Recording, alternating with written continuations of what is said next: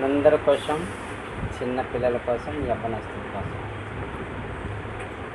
తల్లిదండ్రులు మిమ్మల్ని ఎప్పుడైనా ఎటైనా తీసుకెళ్ళినప్పుడు వాళ్ళు కొనేదైనా, వాళ్ళు ఇష్టపడేదైనా మిమ్మల్ని తీసుకోమంటారు. మీరేం చేస్తారు? మాకు అది కాదు, ఇది కావాలి, ఇది కావాలి, అది కావాలని అంటారు కదా. తల్లిదండ్రులకి విసిగించి వాళ్ళని బాధ పెడితే ఆ రోజుకి ఏదో ఒకలా కొనేస్తారు.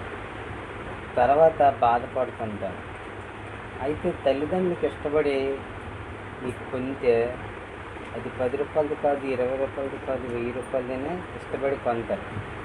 తల్లిదండ్రుల ఇష్టాన్ని అర్థం చేసుకొని తర్వాత మీరు కూడా తల్లిదండ్రుల మాట విని తల్లిదండ్రులను సంతోషపెట్టండి. మీరు కావాల్సిన కొనాలంటే వాళ్ళు కొనరు. మీరు ఏడ్చి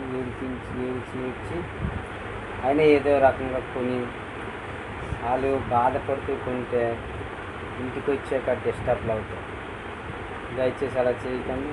తల్లిదండ్రులు ఏది ఇష్టపడుతుంటే తీసుకుని ఆనందించండి.